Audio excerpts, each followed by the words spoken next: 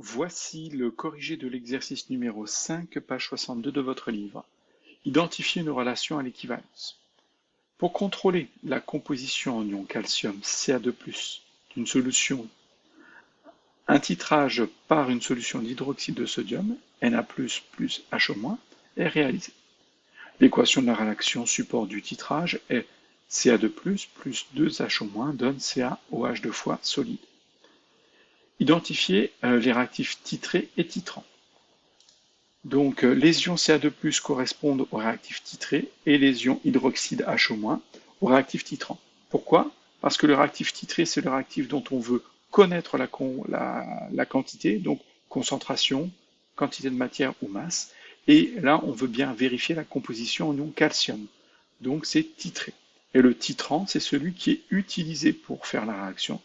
Donc là, ce sont les ions HO-, parce qu'on regarde dans la réaction, certes, on apporte des ions Na+ et HO-, mais finalement, dans la réaction, on n'apparaissent que les ions HO-, les ions Na+ sont spectateurs.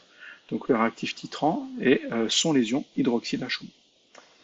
Ensuite, donner les caractéristiques d'une réaction support d'un titrage.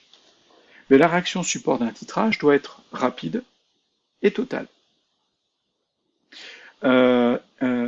Et unique aussi. Il manque aussi unique, là, je le rajouterai.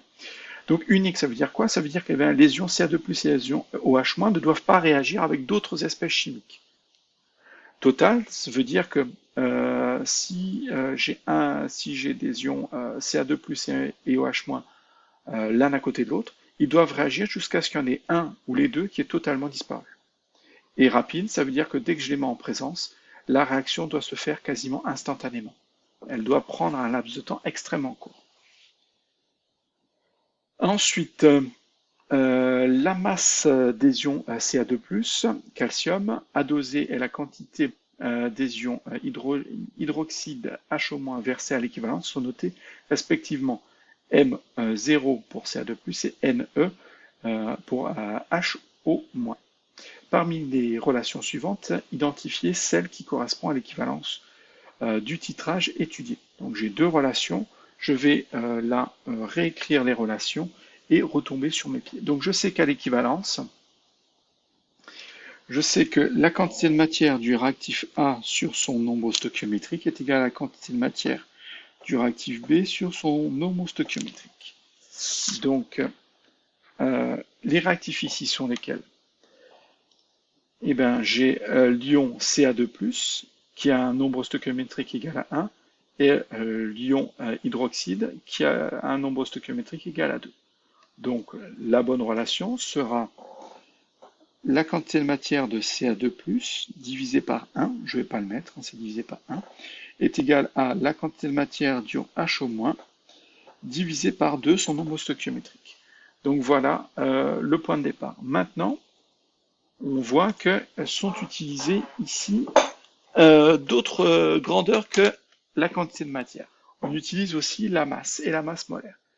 Donc là est apparue la quantité de matière d'HO- divisée par 2, donc pas de souci. Par contre là, j'ai une masse et une masse molaire. Donc on va voir, et là aussi masse et masse molaire. On va essayer de retomber sur nos pieds. Donc je sais que la masse molaire, grand M, c'est la masse divisée par la quantité de matière.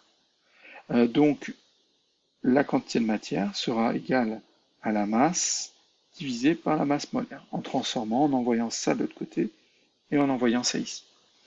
Donc, ça veut dire que je peux remplacer finalement la quantité de matière de Ca2+ ici par sa masse divisée par la quantité de matière. Donc, c'est ce que je vais faire. Je vais remplacer ça par la masse de Ca2+, divisé par la masse molaire de Ca2+. Donc voilà la relation que j'ai déterminée. Donc masse de Ca2+ sur masse molaire de Ca2+ est égal à quantité de matière d'H- divisé par 2. On va voir à laquelle cela correspond. Donc c'est la première. Alors vous avez peut-être le logo de la vidéo devant. C'est masse de Ca2+ divisé par masse molaire de Ca2+ est égal à quantité de matière de HO- divisé par 2. Donc c'est bien la relation A. Donc la bonne relation, c'est la relation A.